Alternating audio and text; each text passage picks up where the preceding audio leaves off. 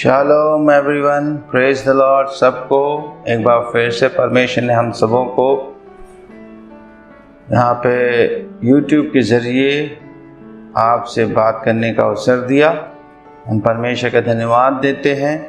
जैसे कि हम गॉडोनॉमिक्स परमेश्वरी और शास्त्र के विषय में कई बार से सीख रहे हैं। इसके एपिसोड होते जा रहे क्योंकि यही जो इसका विषय है बहुत लंबा है और हमें उम्मीद है कि आप सबों को ये शिक्षा पसंद आ रही होगी और आप अपना विचार अपने कमेंट बॉक्स में ज़रूर लिखिए।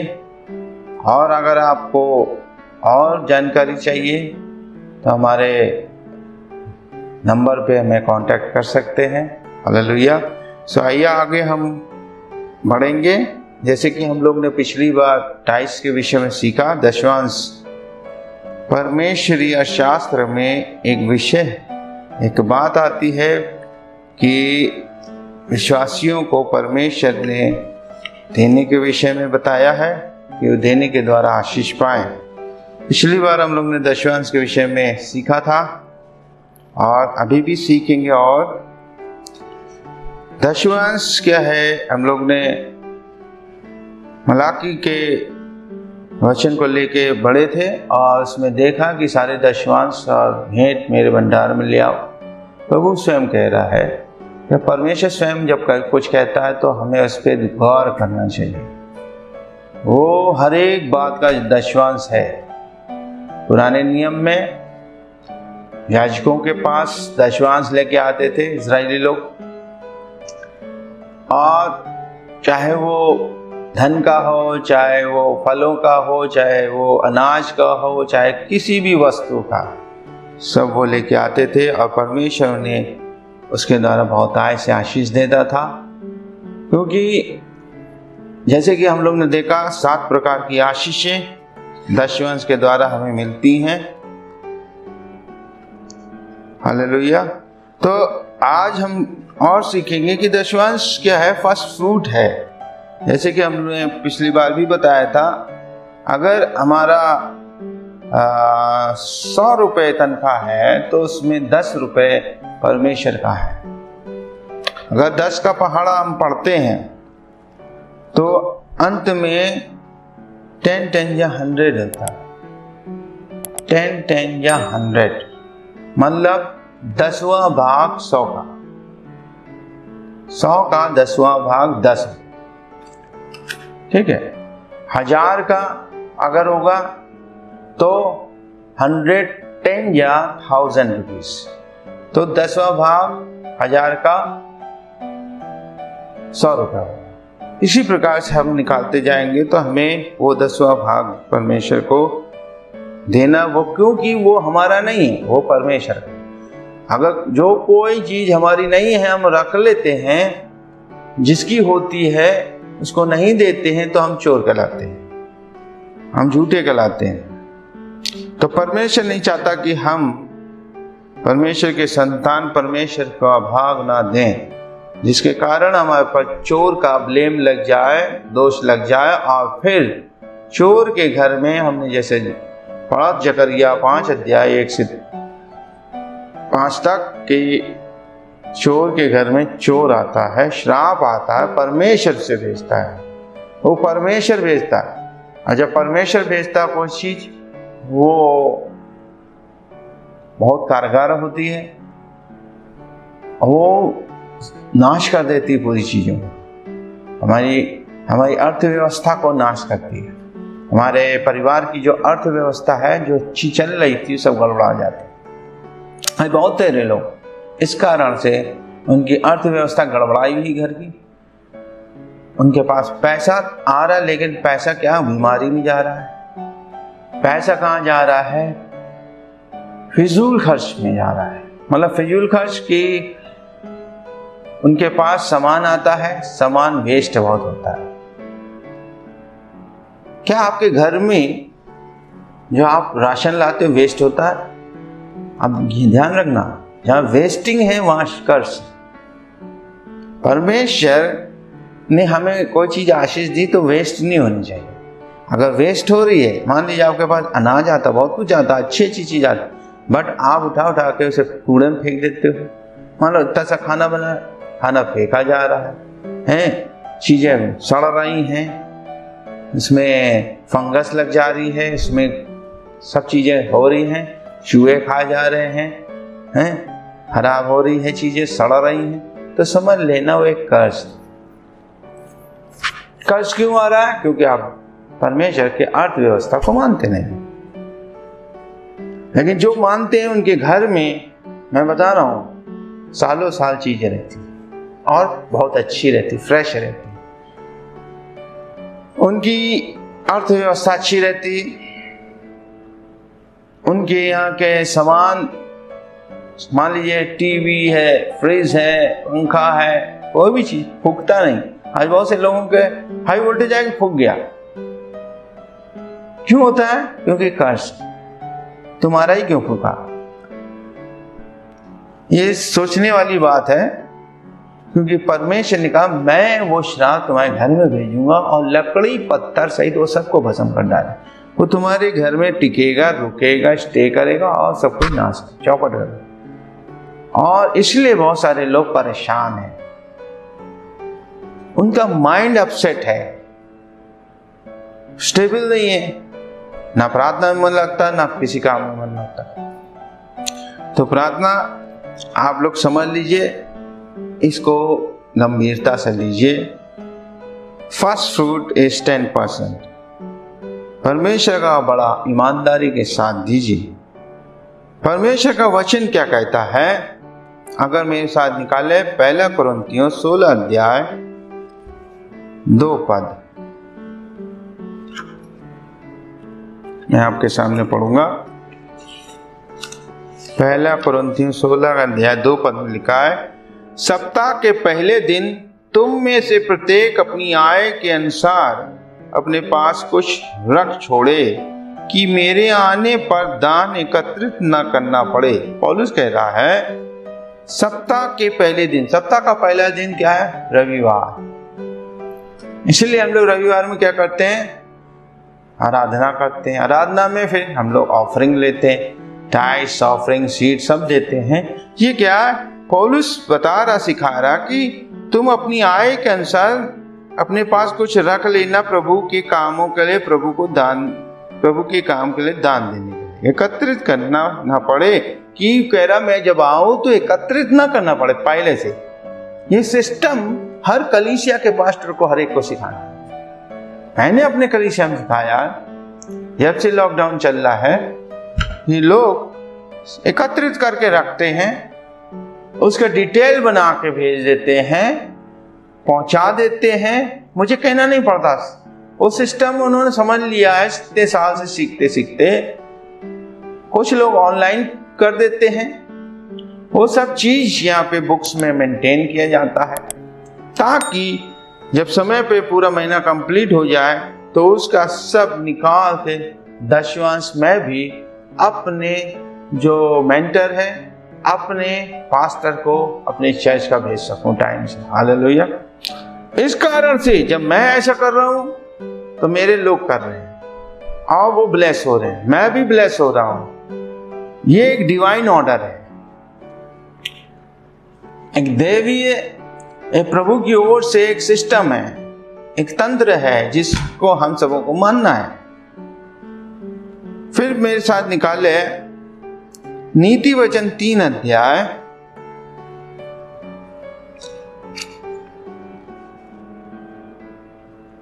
नीति वचन 3 अध्याय का 9 और 10 पद। इसमें ऐसा लिखा, अपनी सारी उपज के प्रथम फल से तथा अपनी संपत्ति के द्वारा यहोवा का आदर करना, तब तेरे भंडार बहुतायत से भरे रहेंगे और तेरे कुंड नए दाखरस से उमड़ते रहेंगे।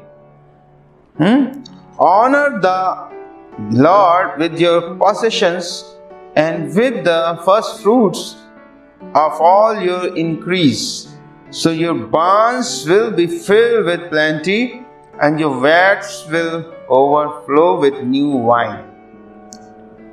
Honor the Lord. अपनी सारी उपज के प्रथम फल से तथा अपनी संपत्ति के द्वारा यहोवा का आदर करना। क्या आप अपनी उपज से, अपनी संपत्ति से प्रभु का आदर कर रहे हैं? प्रथम फल लेके प्रभु के पास आ रहे हैं, प्रभु का भवन में दे रहे हैं। हालेलुया। नहीं दे रहे हैं तो इसका मतलब आप आदर नहीं करते। मुंह से आदर करने वाले नहीं प्रभु चाहता है, कार्यों से दिखाइए मैं आदर करता हूं, कार्यों से दिखाइए प्रभु से प्रेम करते। Praise the Lord.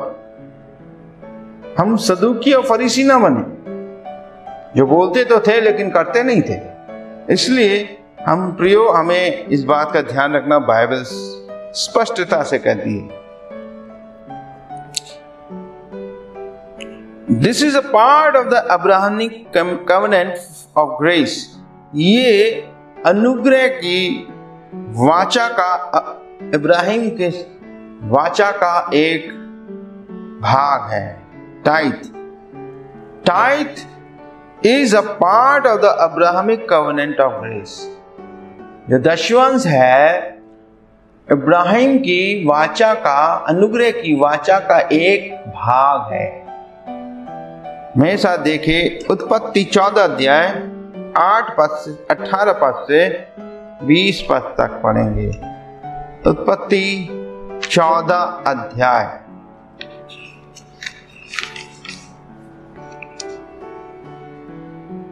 तब शालेम का राजा मल्कीसिदक रोटी और दाख मधु ले आया। वो परम प्रधान परमेश्वर का याजक था। तब उसने उसे ये आशीर्वाद दिया, स्वर्ग पृथ्वी के सृष्टिकर्ता परम प्रधान परमेश्वर की ओर से अब्राहम धन्य हो। परम प्रधान परमेश्वर भी धन्य है, जिसने तेरे शत्रुओं को तेरे वश में कर दिया। फिर अब्राहम ने उसे सब वस्तुओं का दशवांश दिया। हालेलुया। तो दशवांश अब्राहम ने दिया। किन वस्तुओं का? सब वस्तुओं से, सब वस्तुओं का दिया, एक वस्तु का नहीं दिया। प्रियो, क्या हम सब वस्तुओं का दशवांश दे रहे हैं? हम सोचते हैं हमने सैलरी कमाई 10,000 रुपये, 1,000 रुपये दे दिया, बात छुट्टी। जो आप राशन लाते हैं, जो आप अनाज लाते हैं, जो आप खेती बाड़ी करते हैं, जो आप बाजार से कुछ खरीद के लाते हैं, क्या उसमें से निकालते हैं? दशवांश परमेश्वर को भवन में देने के लिए। सब वस्तुओं का लिखा है, आप अपनी बाइबल में भी पढ़ लीजिए। अब्राहम ने सब वस्तुओं का, हो सकता है उस लूट में सोना भी होगा, चांदी भी होगी, हीरे भी होंगे, बहुत सुंदर वस्त्र भी होंगे, बहुत सारी चीजें, सब वस्तुओं का दिया दशवांश परमेश्वर को। हालेलुया। ये एक वाचा है, अब्राहमिक कवेनेंट। अगर हम मानते हैं, हम परमेश्वर की आज्ञा पे चलते हैं, तो परमेश्वर अपनी वाचा को निभाने वाला परमेश्वर है। वो आपके साथ वही 7 आशीषें जो अभी हमने पिछले एपिसोड में बताई, आपके साथ निश्चित पूरा करेगा। हालेलुया। अब हम देखेंगे संपन्नता का रास्ता क्या है। संपन्नता का रास्ता, किस रास्ते पे हम चलें कि हम संपन्न हों। ऐसा निकाले यहोशू 1 अध्याय उसका 8 पद, ठीक है ना? इसमें इस प्रकार से लिखा है, यहोशू 1:8। This book of the law shall not depart from your mouth, but you shall meditate in it day and night, that you may observe to do according to all that is written in it. For then you will make your way prosperous, and then you will have good success.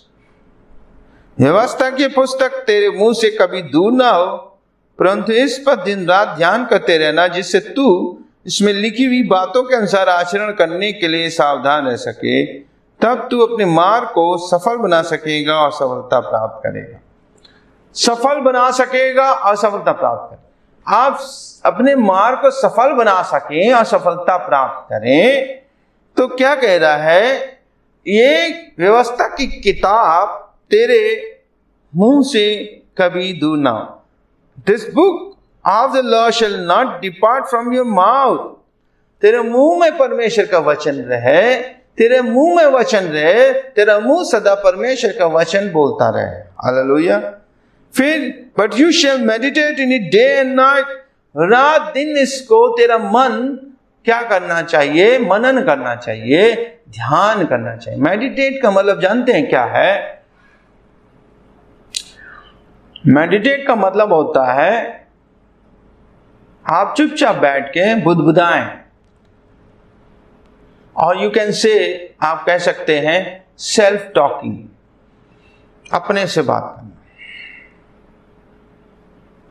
मैं करता हूं अपने से बात अकेले में, धीमी आवाज में, ऐसे कभी माइंड धीमी सी आवाज, बुदबुदाना, धीमे धीमे बतियाना, जो मेरे माइंड में वचन चल रहा उस पर मेडिटेट, बुड़बुड़ाना जिसे कहते हैं, विस्परिंग, धीमे धीमे बात करना।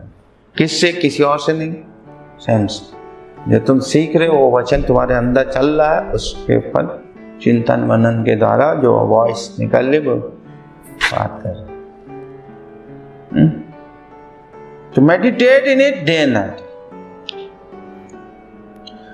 ऐसे कभी आपको अकेले में कोई बात की चीज करते हुए देख लेगा स्वयं से, तो वो पागल ही समझेगा। लेकिन बाइबल क्या कहती, ये हम मेडिटेशन करें। हालेलुया। हमारा माइंड मेडिटेट कर रहा, निष्कर्ष निकाल रहा, प्रभु से क्वेश्चन पूछ रहा, प्रभु से क्वेश्चन का आंसर प्राप्त कर रहा है, प्रभु से वार्तालाप चल रहा है, मेडिटेट। हालेलुया। फिर क्या कर रहा है? Observe to do according to all that is written in it. क्या करो? लिखी बातों का अनुसार आचरण करने के लिए सावधान रह सके। ऑब्जर्व करना है, परमेश्वर का वचन को देखना है, समझना है, उसके अनुसार चलने के लिए जो कुछ उसमें लिखा है। जब आप यह करेंगे, then you will make your way prosperous. तब हम अपने मार्ग को सफल बना पाएंगे। हम अपने मार्ग को सफल बना सकते हैं, यह याद रखिए। ठीक है ना? कभी कभी लोग कहते नहीं परमेश्वर ये हम लोग के मार्गों को सफल बनाता। नो, उसमें लिखा then you will make your way prosperous. तब तुम अपने मार्ग को सफल बना सकोगे। बट कैसे? ये ऊपर हुई चीजें बताई जो वो करनी, मुंह में वचन हो, मन में मेडिटेशन हो, ध्यान हो प्रभु के वचन का, और जो परमेश्वर ने कार्य किए हैं वचन में, बहुत सारी बातें कहीं उस पर ऑब्जर्व कर रहे हो, ऑब्जर्वेशन कर रहे हो, उस पर निगाह रखा रहे हो, उसको सोच रहे हो। परमेश्वर ने आज से 1000 साल पहले जो किया वो आज भी करने की सामर्थ्य रखता है। वो आपके जीवन में भी, जो अब्राहम के जीवन में कर सकता है, इसाक के जीवन में कर सकता है, याकूब के जीवन में कर सकता है, यहोशू के जीवन में कर सकता है, यूसुफ के जीवन में कर सकता है, दाऊद के जीवन में कर सकता है, वो आपके जीवन में भी कर सकता है। परमेश्वर का वचन कहता है वो आज और कल और युगानुयुग एक सा परमेश्वर है। नेवर चेंजिंग गॉड, वो कभी बदलता नहीं। हालेलुया। तो मैं अपने माँ को सफल बना सकता हूं। कैसे बना सकता हूं? कड़ी मेहनत करने के द्वारा ही नहीं। हाँ, मेहनत करना है, बट सबसे पहले हमें मेहनत करना है आत्मिक क्षेत्र, ये चीजों में। क्या मैं जो परमेश्वर का वचन पढ़ रहा हूं उसको इस रीति से कर रहा हूं? जब प्रॉस्पेरस बनेगा, then you will have good success. तब तुम्हें बहुत सफलता मिलेगी, हर क्षेत्र में सफल हो। Then you will have also a favour of God. परमेश्वर का अनुग्रह भी तुम पे आएगा। हालेलुया। समझ रहे हैं आप? इसलिए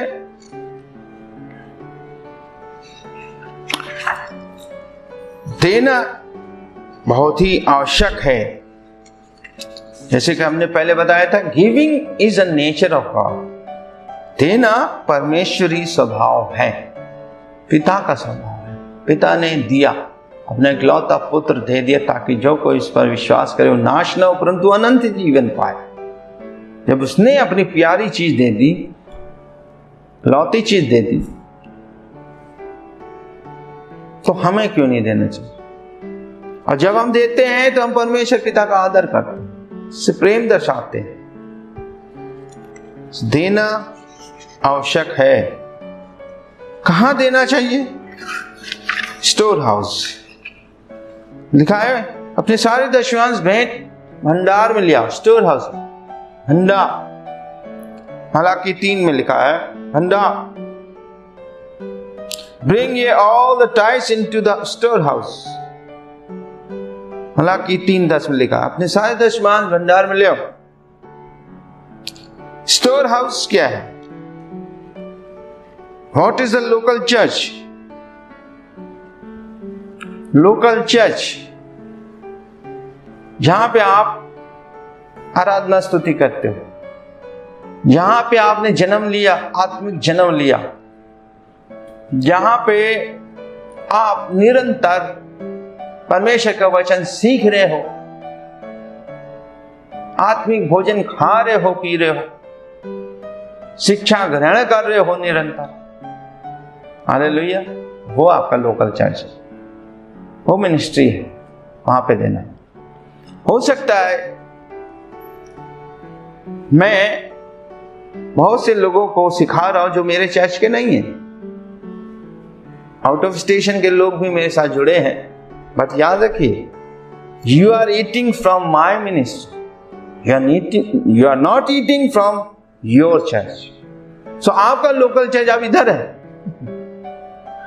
भंडार कहां है? जहां पे आप खाते हो, जहां पे आप फोन करके पूछते हो कि भैया इसका मतलब क्या, उसका मतलब क्या। केवल जाने से लोकल चर्च नहीं होता, वहां चर्च अटेंड कर रहे हैं, आ रहे हैं, जा रहे हैं, बस, but you are not eating. Eating का मतलब क्या है कि आपको हर वैरायटी का फूड मिलना चाहिए। इसमें निरंतर दूध ही नहीं पीते बच्चे, दाल चावल खाते, रोटी खाते, फिर मांस खाते, फिर सॉलिड चीज खाते, बहुत न्यूट्रिएंट्स खाते। क्या आपको वो कलीसिया, वो मिनिस्ट्री आपको ऐसा हाइजीनिक फूड दे रही जिससे आपका स्वास्थ्य बढ़ रहा है, आत्मिक स्वास्थ्य नहीं दे रही है, तो वो लोकल चर्च नहीं है। ठीक है ना? मैं ऐसे नहीं बोल रहा, ये बहुत परमेश्वर के अनुभवी लोग, परमेश्वर के दासों के द्वारा ये शिक्षा मैं बता रहा हूं। वो खुद लिखते हैं अपनी किताबों में कि मैंने सोचा पहले लोकल चर्च का मतलब ये होता था। हालेलुया। लेकिन अभी क्या है, मैं कहां से खा रहा खाना?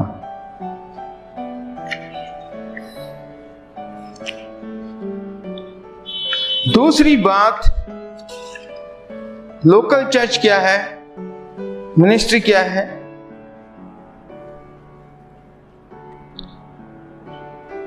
कहां दे रहे हैं? क्या वो कलीसिया जीवित कलीसिया है या मुर्दा कलीसिया है? जीवन है उस कलीसिया में। कलीसिया का मतलब होता है यीशु मसीह की देह। यीशु मसीह की अगर देह है तो मल्टीप्लाई होगा, वो बहुगुणित होगी। जीवन का मतलब है बहुगुणित होना। जहां जीवन नहीं है वहां कोई चीज 1 से 2 नहीं होगा, 2 से 4 नहीं होगा।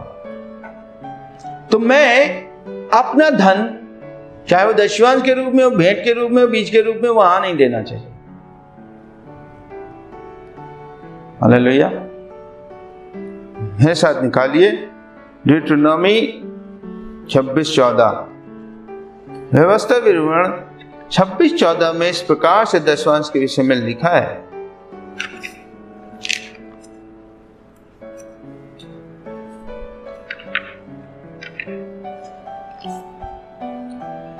उस भाग में से, दशवांश में से मैंने ना तो अपने शोक के समय कुछ खाया है, ना तो कोई वस्तु मैंने अशुद्धता की दशा में निकाली है, और न किसी मृतक के लिए कुछ दिया है। मैंने अपने परमेश्वर यहोवा की सुनी, जो जो आज्ञा तूने मुझे दी है उन सब के अनुसार मैंने किया है, ना किसी मृतक के लिए कुछ दिया है। किसी मृतक कलीसिया में मैंने कुछ दिया है। परमेश्वर, don't give to the deads. English में लिखा, don't give to the deads. उन डेड वर्क्स, डेड क्या, डेड वर्क, वहां पे क्या है, मरे हुए काम।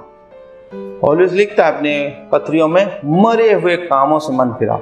मरे हुए काम है वहां, जहां पे, जिस जगह पे परमेश्वर का जीवन नहीं है, कलीसिया मृतक है और मरे हुए काम कर रही है। हर एक वो मरे हुए काम से मन फिरा ही नहीं रहे, सही हुए नहीं, हो ही नहीं रहे। मैक्सिमम लोग क्या कर रहे हैं, मरे हुए काम में लिप्त हैं। हमारे यहाँ हम लोग क्या करना चाहिए, हम लोग को, हर पास्टर को कलीसिया में सबसे पहले परमेश्वर के वचन से कलीसिया के लोगों का कैरेक्टर बनाना चाहिए, चरित्र, ताकि वो जीवित कलीसिया बने। हाँ, जहां जीवन है वहां परमेश्वर धन भेजेगा। हालेलुया। जहां जीवन है वहां पे सारी आशीषें प्रभु उतारेगा। क्यों उतारेगा? ताकि परमेश्वर के कार्य बड़े मल्टीप्लाई हो, लोगों के कैरेक्टर एक आत्मिक अगुवे बनाए जाएं, डेवलप किए जाएं। तो प्रभु का ये फोकस है। हमें ध्यान देना है कि अब आपको समझ में आना चाहिए कौन सा लोकल चर्च है। आप देख रहे बहुत सारी कलीसिया हैं,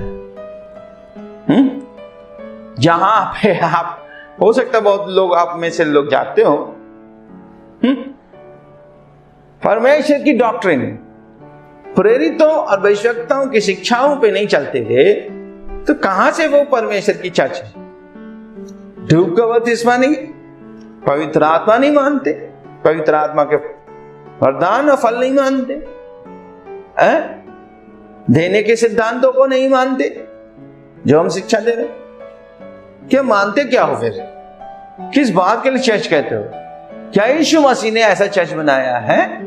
ना, यीशु मसीह तो वचन के अनुसार चर्च बनाता, और ऐसे चर्च पे लोग के फाटक प्रबल नहीं होते। समझ रहे हैं आप? परमेश्वर चाहता है प्रियो कि हम इन सिद्धांतों को सीख ले। आप जिस मिनिस्ट्री को सुन रहे हो, सीख रहे हो, वहां पे आप रेगुलर वे में भेज सकते। हालेलुया। अगर आप यहां से सीख रहे हो, यूट्यूब की द्वारा आप आशीष पा रहे हो, तो आप बुद्धि को खोल ला परमेश्वर। बढ़िए, देने से मत हिचकिचाइए, क्योंकि आप सही कर रहे हो। Hallelujah, praise the Lord. आप, दूसरी बात, हमको देना याजक को, याद है, आपका दशवांश और भेंट याजक के पास जाना चाहिए। बीज आप कहीं भी बो सकते हो, लेकिन दशवांश भेंट लिखा है भंडार याजक के पास आना चाहिए। उस भंडार का देख रेख करने वाला याजक होता है।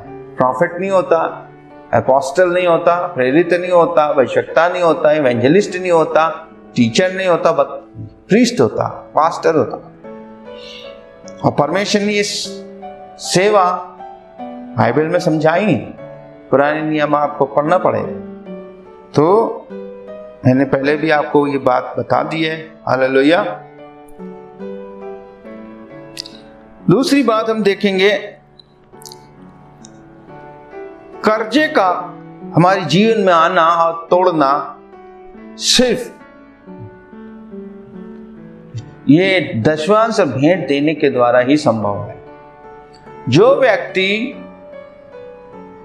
निरंतर, जो व्यक्ति रेगुलर वे में अपने दशवांश भेंट नहीं देता परमेश्वर के राज्य में, उसके पर कर्जा आ जाता, कर्जे की आत्मा आ जाती, ठीक है ना। उसके अंदर एक कर्जे की आत्मा विद्यमान रहती, निकलती नहीं, क्योंकि वो परमेश्वरी सिद्धांत को मान नहीं रहा। या तो उसको ज्ञान नहीं है, या तो उसके अंदर घमंड है, उसी के लिए नहीं चाहता। Gate is broken by only one thing, giving to the Lord's work. प्रभु के कामों को देने के जरिए ही हमारा कर्जा टूट सकता है। हालेलुया। तो हम यहीं पे रुकेंगे। इस विषय में हम और आगे आपको बताएंगे अगले एपिसोड में। आप लोग इस चैनल को सब्सक्राइब करिए, लाइक करिए, सब्सक्राइब करिए और इस मिनिस्ट्री के लिए प्रार्थना करिए। आपसे फिर मिलेंगे। शालोम, जय मसीह।